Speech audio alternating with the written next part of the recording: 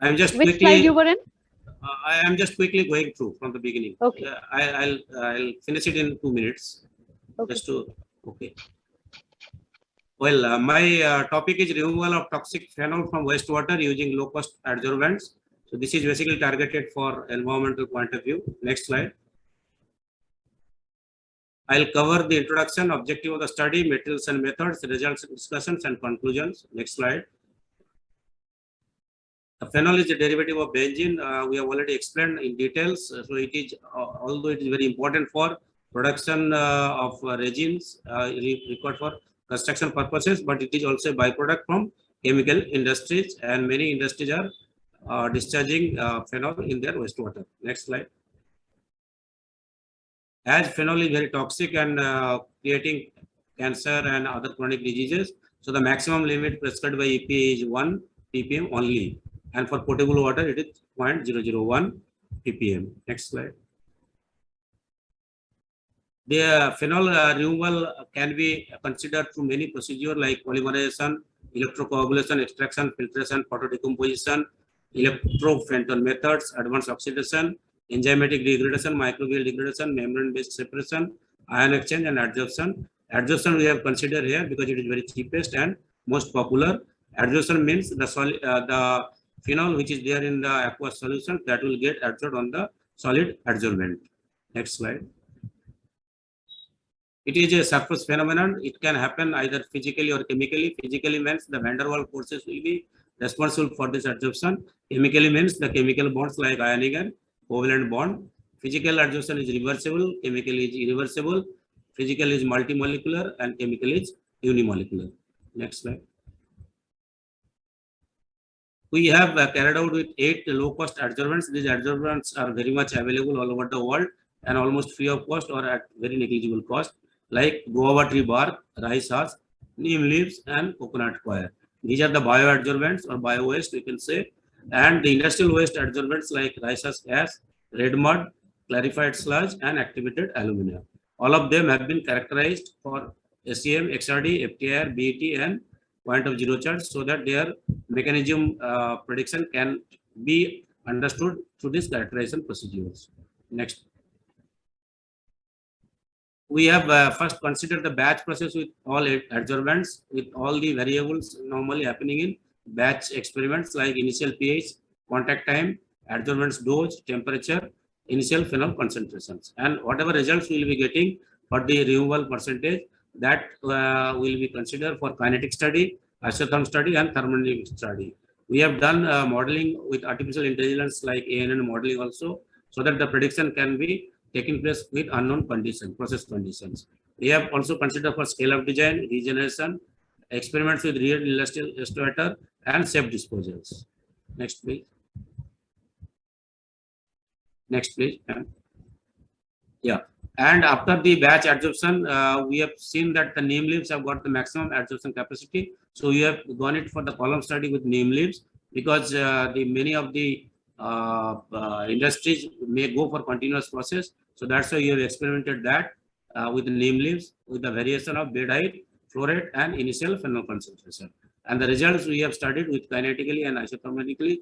We have also compared the adsorption capacity of neem leaves with other adsorbents available in the literature. The mechanism we have explained, and here also we have taken the real industrial wastewater as sample, scale-up design, regeneration, and we have done 2 analyses for prediction. One is MLR, another is ANN modeling. Next, please.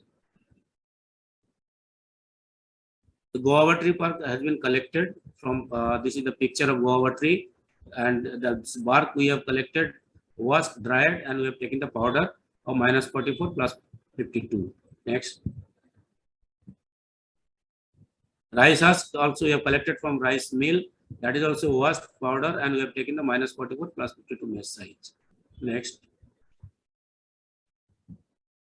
Neem leaves we have collected, and we have washed it, we have dried it, we have powdered it, and again -44 plus 52 mesh size we have taken for our experiments. Next, please.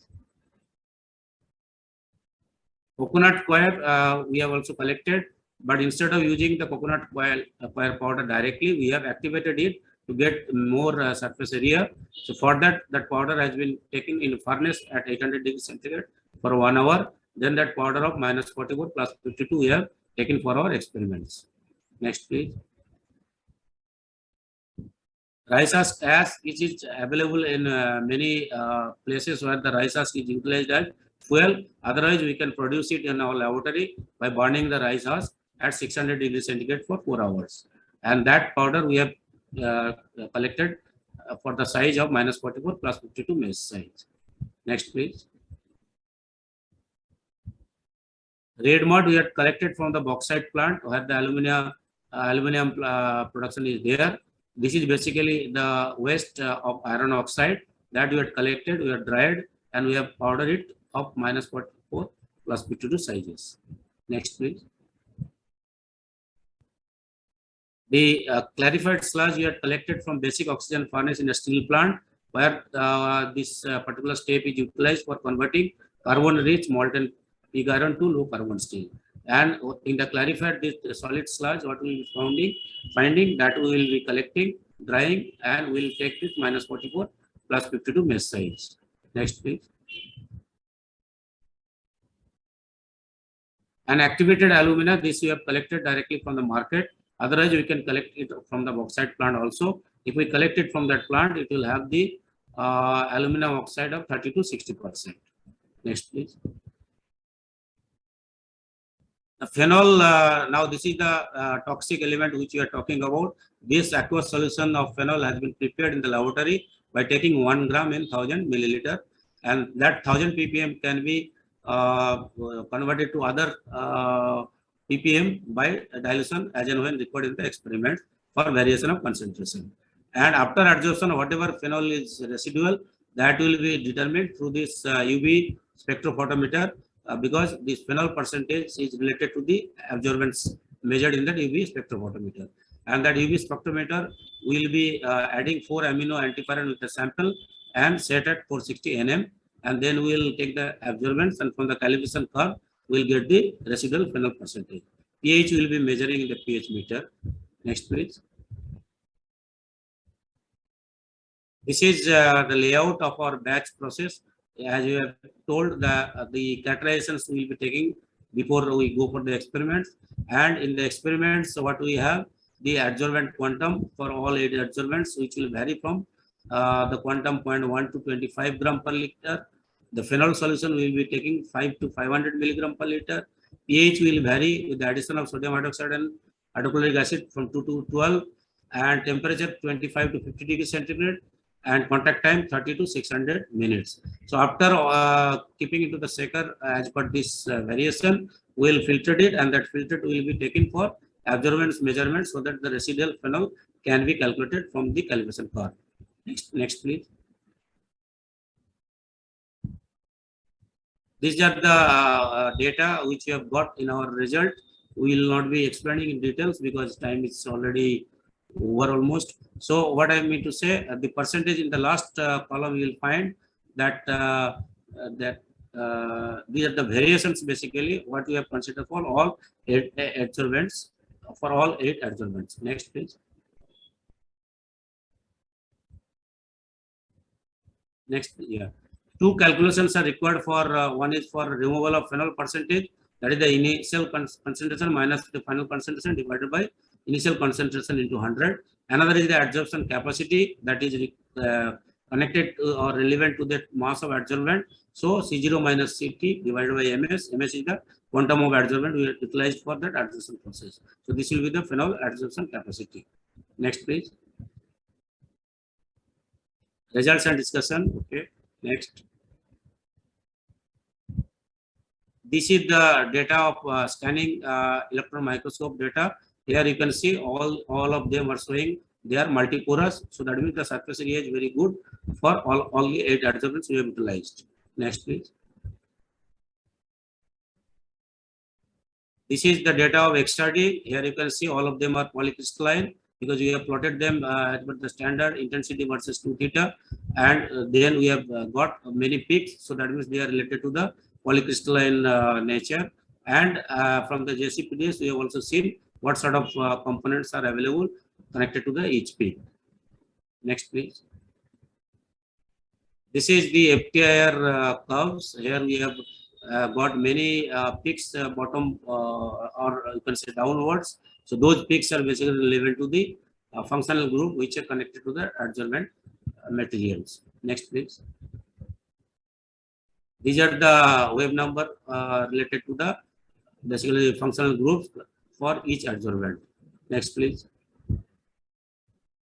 Other physical properties which we have calculated and experimented also, like bulk density, surface area through BET, effective particle diameter, and point of zero charge. For point of zero charge, we have gone by the salt addition method. Sodium nitrate we have utilized for these purposes. Next, please. Then we have gone for the experiments. All the experiments are showing that there is a peak in between. So that means with the addition of, or you can say more and more pH, the percentage removal will be increased. But after attending certain optimum figure, again it will go down. So this is known as the optimal pH at which the maximum adsorption is taking place. Next, please. This is for the contact time. So you can see with the increase of contact time, the phenol removal percentage is increasing. But after the saturation or equilibrium is taking place, then it becomes constant. So this is the maximum adsorption which is taking place related to a particular time. That particular time is known as the optimum time for adsorption. Next, please. This is the adsorbent dose. Here also you can see if we add more and more dose quantum, so more and more surface area will be added up. So definitely the more and more adsorption will take place. But after reaching to the maximum, we'll find that it is either constant or it will go down. That is because of the agglomeration of the adsorbent particles in a limited area. So that's why we will not continuously getting the upward removal. After certain removal, again we will find that it will either be stable or will go down. Next, please. With temperature, we will find sum up upwards. That means their endothermic reaction. With the increase of temperature, percentage removal has increased, and some are downwards. That means they are exothermic in reaction. So with the increase of temperature, the percentage removal has gone down. Next, please.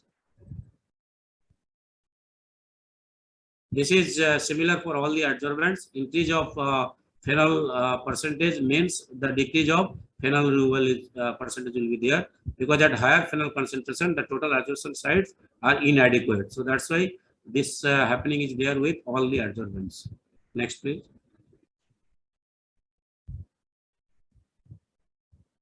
Next, please. Yeah. So here you can see the maximum percentage in the last column with the optimum conditions for guava tree bark 90%, rice husk 94%, neem leaves 97%, activated carbon from coconut coir 95%, rice husk gas 93%, red mud 87%, clarified sludge 63%, and activated alumina 21%. So that means you can see from here that neem leaves have got the maximum adsorption with the value of 97.5%. Next, please.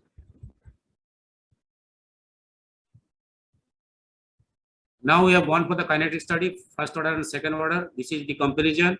It shows that red mud has got only the first order model and all other have got the second order. Next, please.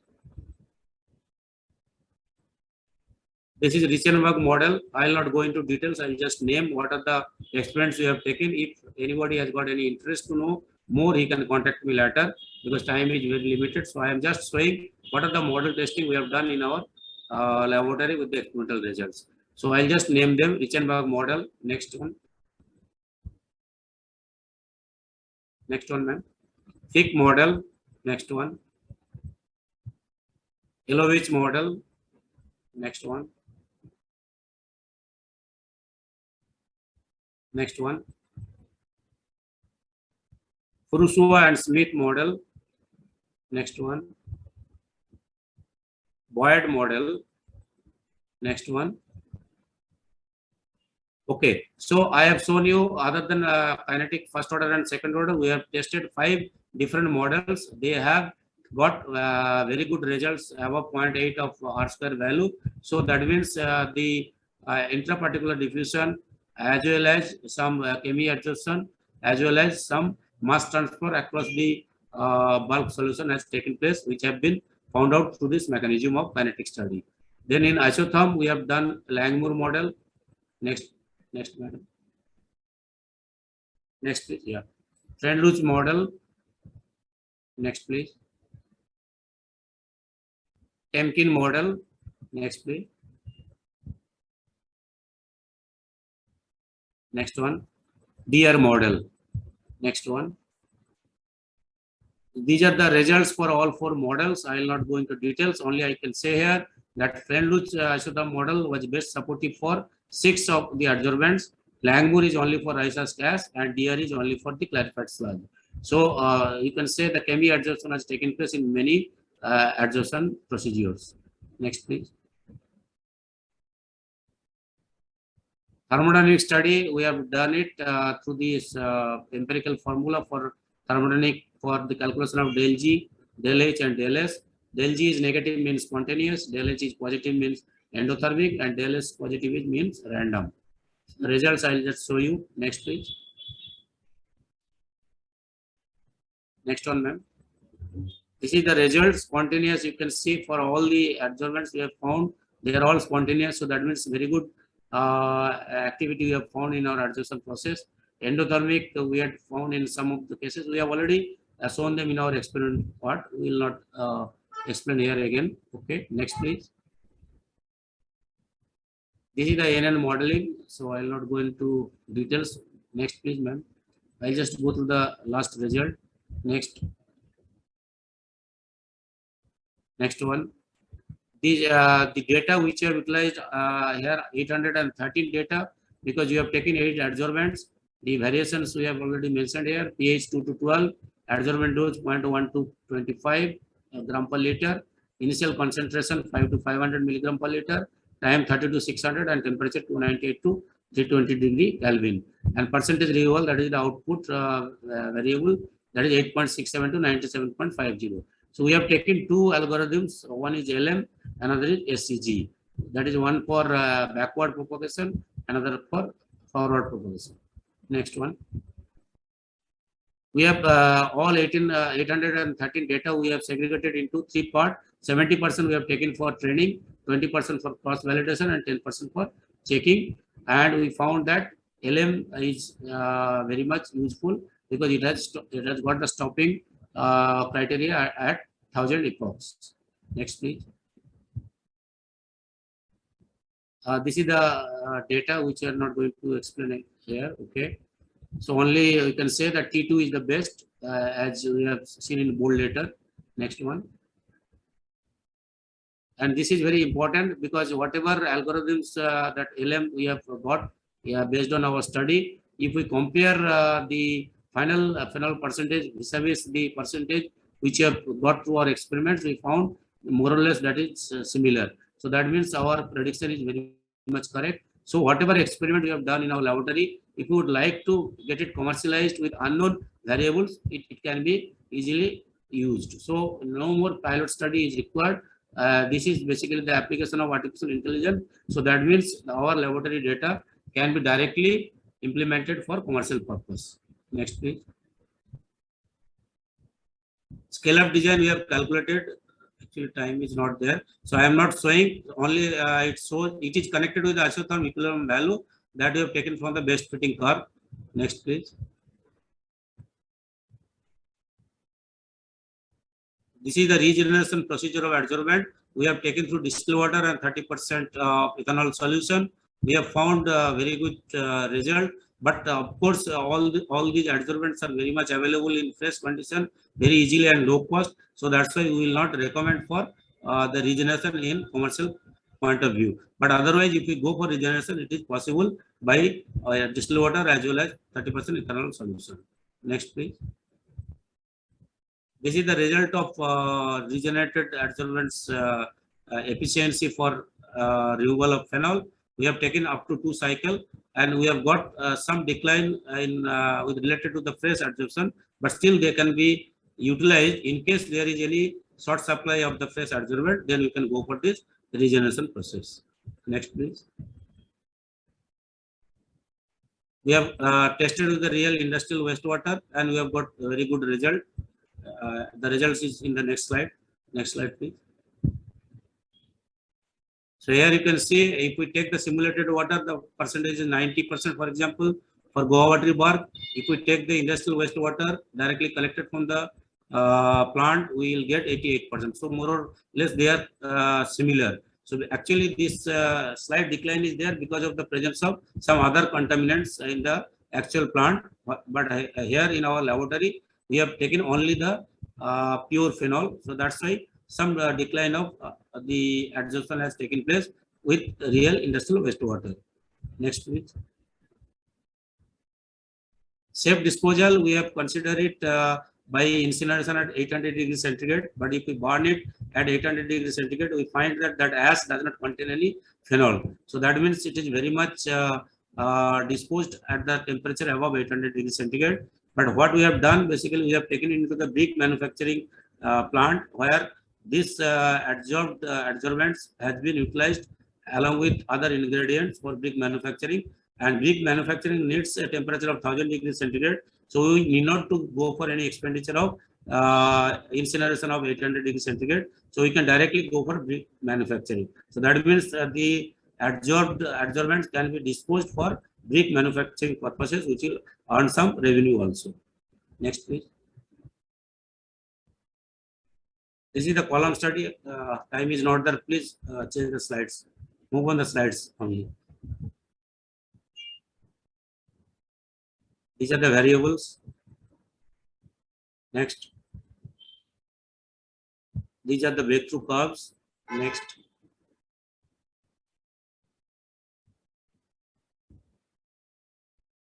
Next.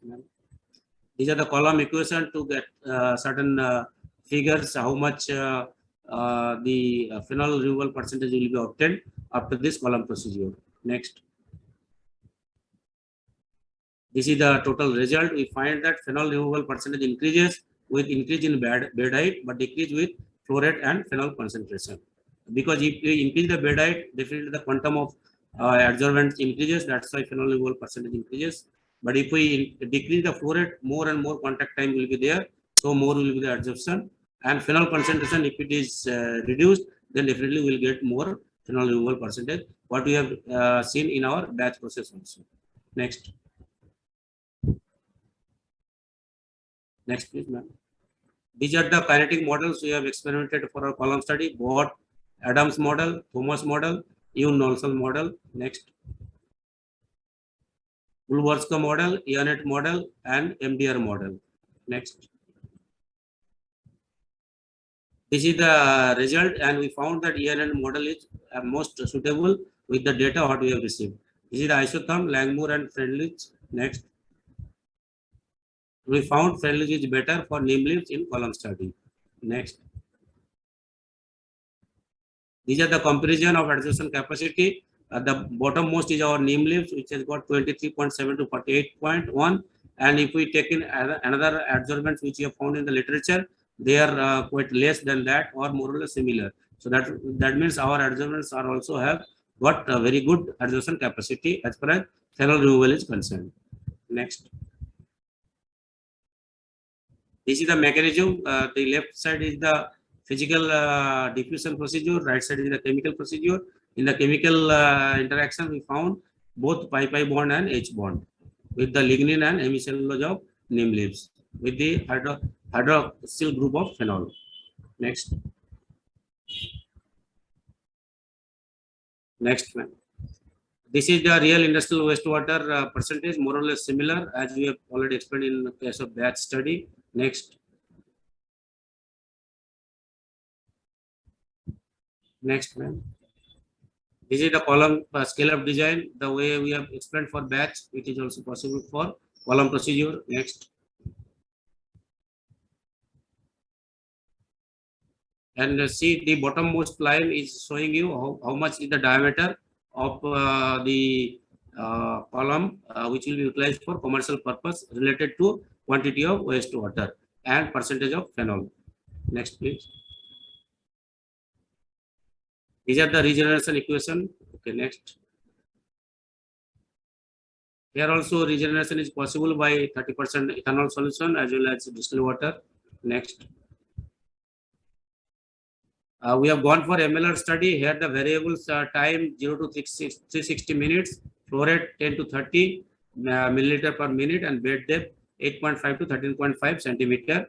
And inlet phenol concentration is there. And whatever results we have got, we have compared with our experimental data. We found it is very good or very much correlated. Next. Next. ANN we had already explained for batch. We are not explaining here, but we have got very good result. The similar procedure have been followed the way we have done for ANN in batch process. Next. Next one.